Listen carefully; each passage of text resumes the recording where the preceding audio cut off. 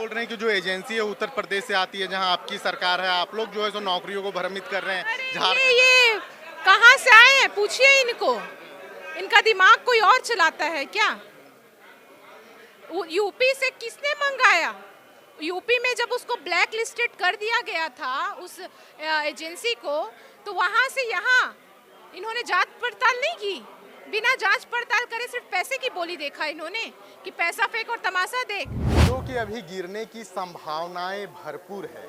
मुख्यमंत्री हेमंत सोरेन ने आज सदन में एक कविता सुनाई, डायरेक्ट रूप से नहीं लेकिन इनडायरेक्ट रूप से बीजेपी पे इस कविता को रिलेट कर सकते हैं मैम। जिस तरीके से मुख्यमंत्री जी ने कहा गिरो कि अभी गिरना की संभावनाएं भरपूर है, एक लंबी चौड़ी कविता सुनाई, आप लोग प्रदर्शन करते रहे, वो कविता सुनाते रहे। दी उनकी कविता तो हम सुन नहीं पाए क्योंकि आवाज़ ही शोरी इतना था सदन के अंदर, और हमें उनको सुनने में कोई दिलचस्पी नहीं है।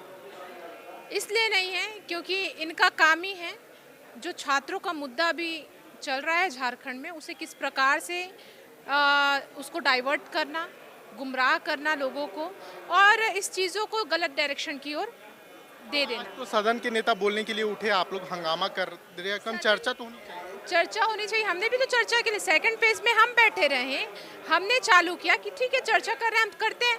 फिर इनके माननीय विधायक आकर स्टार्ट हुए, तो ऐसे थोड़ी न चलेगा। तो आप ये बताइए जिस प्रकार से इनका दायित्व बनता है छात्रों के प्रति, आप क्यों दिस दैट देख रहे हैं? अगर इन्होंने पहले ही छात्रों की मांग मान ली होती तो क्या ये सारी चीजें होती? क्या बीजेपी को भी मौका मिलता? मैं एक निष्पक्ष होकर पूछ रही हूँ, क्या हमें भी मौका मिलता? नहीं मिलता। तो बोल रहे हैं कि जो एजेंसी है उत्तर प्रदेश से आती है, जहां आपकी सरकार है, आप लोग जो है सो नौकरियों को भ्रमित कर रहे हैं। अरे ये कहाँ से आए हैं? पूछिए इनको। इनका दिमाग कोई और चलाता है क्या? यूपी से किसने मंगाया? यूपी में जब उसको ब्लैक लिस्टेड कर दिया गया था उस एजेंसी को, तो वहां से यहाँ इन्होंने जांच पड़ताल नहीं की। बिना जांच पड़ताल करे सिर्फ पैसे की बोली देखा इन्होंने कि पैसा फेंक और तमाशा देख। तो इनको तो पहले अपना ये सारी चीज़ों को सुधारनी चाहिए। जिस प्रकार से खुले आम ये नौकरी बेचने का काम कर रहे हैं, ब्लैक लिस्टेड कंपनी यूपी की जो है उसको यहाँ काम दे रहे हैं, और 8 काम दिए गए भाई साहब। इन 6 सालों में जितने परीक्षा इन्होंने करवाई सभी जांच के कटघरे पे हैं।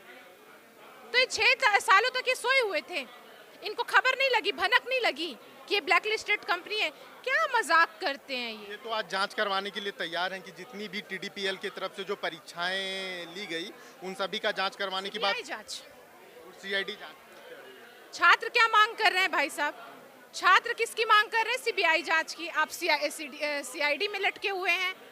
आपको क्या प्रेम है सीआईडी से? क्या ये आपके सभी चीजों को छुपाने में आपका मदद करती है जिसकी वजह से आप सीआईडी जांच कर रहे हैं? वित्तीय अनियमितता की जांच ईडी करेगी, इस पे सरकार। अरे वित्तीय अनियमितता की जांच ना होगी, क्राइम का जांच कैसे होगा?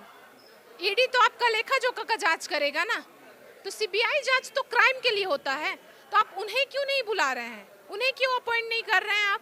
छात्रों को इंसाफ कैसे मिलेगा? बीजेपी आगे छात्रों को पता है कि उनको इंसाफ कैसे मिलेगा, और वो अपनी मांग जायज तरीके से रख रहे हैं कि सीबीआई जांच हो और साथ में सीजीएल परीक्षा रद्द हो।